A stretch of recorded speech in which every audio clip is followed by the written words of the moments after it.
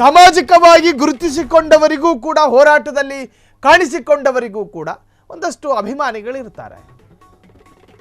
ಭಾವನೆಗೆ ಅಂದರೆ ಆ ಸಂದರ್ಭದಲ್ಲಿ ಎಮೋಷನಲ್ ಆಗಿರ್ತಾರೆ ಅಭಿಮಾನಿಗಳು.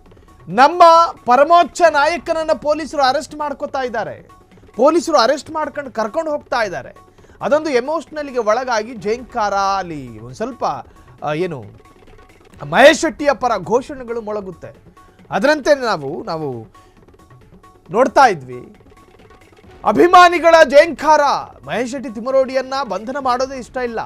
ಯಾಕೆ ಬಂಧನ ಮಾಡ್ತೀರಿ ಒಬ್ಬ ಹೋರಾಟಗಾರನನ್ನ? ಒಬ್ಬ ಹೋರಾಟಗಾರನ ಹೋರಾಟವನ್ನು ಹತ್ತಿಕ್ಕೋದಕ್ಕೆ ಪ್ರಯತ್ನ ಮಾಡಬೇಡಿ.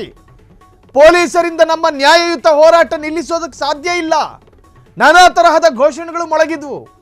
ನೀವು ಗಿರೀಶ್ ಮಟ್ಟಣ್ಣ ಆಗಲಿ, ತಿಮರೋಡಿ ಆಗಲಿ, ಇವರ ಬಂಧನದ ಮುಖಾಂತರವಾಗಿ ಹೋರಾಟವನ್ನು ಹತ್ತಿಕ್ಕೋದಕ್ಕೆ ಸಾಧ್ಯ ಆಗುತ್ತೆ ಅನ್ನೋದಾದ್ರೆ, ಕ್ಷಣ ಕ್ಷಣದ ಸುದ್ದಿಗಳಿಗಾಗಿ ಫ್ರೀಡಂ ಟಿವಿ ಸಬ್ಸ್ಕ್ರೈಬ್ ಮಾಡಿ, ಲೈಕ್ ಮಾಡಿ ಹಾಗೂ ಫಾಲೋ ಮಾಡಿ.